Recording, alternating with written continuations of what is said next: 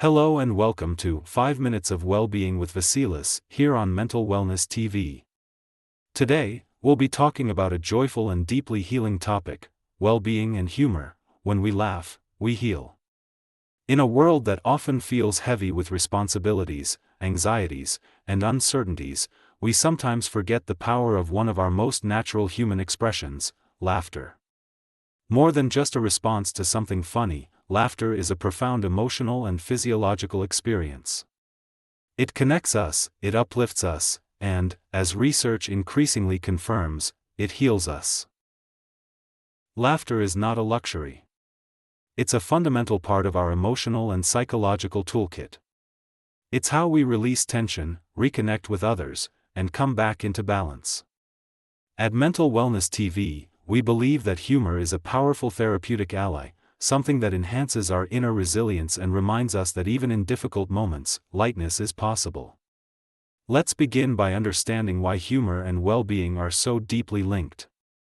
The field of positive psychology has long acknowledged the role of laughter in emotional regulation and psychological resilience. Laughter releases endorphins, our natural feel-good chemicals, and reduces cortisol, the hormone related to stress. It enhances oxygen intake, stimulates heart and lungs, and relaxes the muscles. In other words, when we laugh, our body and brain align in harmony, if only for a few moments. Studies have shown that people who incorporate humor into their daily lives are more likely to maintain healthier relationships, have stronger immune systems, and demonstrate greater mental flexibility. A famous study from the Loma Linda University in California even found that watching just 20 minutes of comedy improved short-term memory and reduced stress hormone levels in older adults. Humor is good for the heart, both literally and metaphorically. But we want to go deeper than the science. Humor isn't just biology, it's connection. It's presence. It's the shared experience of saying, "We're in this together," even when life feels overwhelming. When we laugh with someone, we build psychological safety. We soften the emotional walls that trauma, anxiety, or daily stress may build. So how can we bring more of this healing force into our everyday lives? We begin by giving ourselves permission to seek joy. Many adults carry a subconscious belief that seriousness equals responsibility, or that laughter is somehow childish or inappropriate in the face of pain. But as Viktor Frankl, Holocaust survivor and psychiatrist, once said, humor was another of the soul's weapons in the fight for self-preservation. In his darkest moments, humor became a form of psychological survival. This doesn't mean we make light of suffering. It means we create space for lightness, as a way to breathe, to release, and to reclaim our aliveness. We often say, "If you don't laugh, you'll cry." But sometimes, laughter is the way we cry, only from the other side of sorrow. Here are some practical, simple ways to bring humor into your daily well-being practice. First, seek out sources of laughter intentionally. This could mean watching a stand-up special, following accounts or pages that make you smile, revisiting movies or TV shows that lift your spirit. Keep a joy list of go-to content that never fails to bring a grin. Second, laugh at yourself, not with self-judgment, but with self-kindness. Being able to say, "Well, that was awkward," or "Oops, that was a mess, but I'm human," helps us move through mistakes with grace. Humor reduces shame and increases self-acceptance. Third, surround yourself with people who embrace humor. This doesn't mean everyone needs to be a comedian, but spending time with those who can laugh, even at life's unpredictability, strengthens our resilience. Shared laughter is bonding. It reminds us we are not alone in our imperfections. Fourth, use humor as a coping mechanism in challenging conversations. Of course, this must be done with respect and timing, but a gentle laugh or playful remark can diffuse tension and invite deeper connection. A well-placed, kind joke often says, "I see you, and we're going to get through this together." It's also valuable to explore laughter therapy or laughter yoga, practices that use intentional laughter to reduce stress, boost mood, and increase energy. These practices have been used in schools, hospitals, and therapy groups with significant success, especially among individuals dealing with chronic illness or trauma. And we should never underestimate the impact of laughter on children and family life. When parents allow themselves to be silly, playful, and lighthearted with their children, they build emotional safety and trust. Playful parenting isn't just fun, it's deeply healing for both child and parent. It sends a message: you are safe to feel joy. You are safe to be real.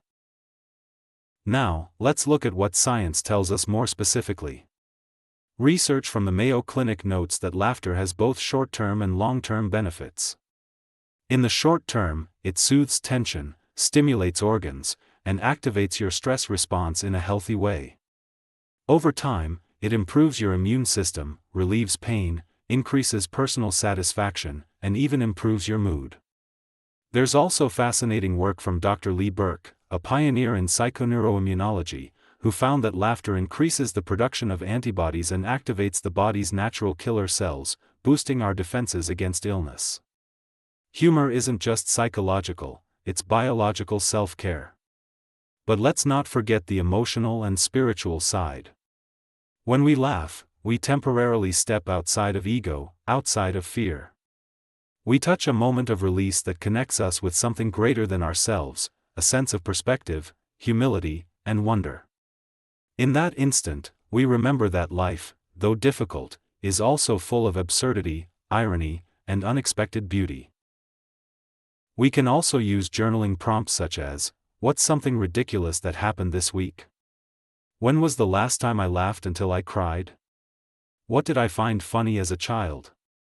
These simple reflections reconnect us to our own inner joy compass, a part of us that always remembers how to laugh, even when we forget. Humor can also be a powerful tool in psychotherapy. Therapists often use gentle humor to create warmth, to help clients see their stories from a different angle, and to humanize the therapeutic space. Laughter disarms the inner critic. It invites change without harshness. And it reminds us, healing doesn't have to be grim, it can also be full of surprise and joy. As we approach the close of our conversation today, let us remember that laughter is not the opposite of seriousness, it is its companion. Humor doesn't erase pain, but it helps us carry it. It gives us breathing room. It adds dimension to our healing journey. And in those moments of shared laughter, with a friend, a partner, a stranger, we remember that we are not broken. We are alive. We also want to honor that not everyone has access to laughter easily. Those facing depression, grief, or emotional numbness might find laughter inaccessible at times. And that's okay. We do not force joy. We invite it gently. Even the smallest smile, the tiniest chuckle, is a sacred beginning. Let's give ourselves, and those around us, permission to laugh again. To let down our guard. To play. To be silly. To breathe. Here ends today's presentation on well-being and humor. When we laugh, we heal. We are truly grateful you were with us today. If you have questions, reflections, or specific topics you'd like us to cover in future episodes, we warmly invite you to share them. Your voice shapes this space, and we promise to explore the themes that matter most to you. If you'd like to take it a step deeper, feel free to explore our dedicated collections on emotional wellness, self-regulation, humor therapy, and mindful living at our website. There you'll find videos, guides, and curated resources to support your journey toward a more joyful and resilient life. Thank you for being part of the Mental Wellness TV community. Together, let's keep healing, laughing, and living with more lightness in our hearts.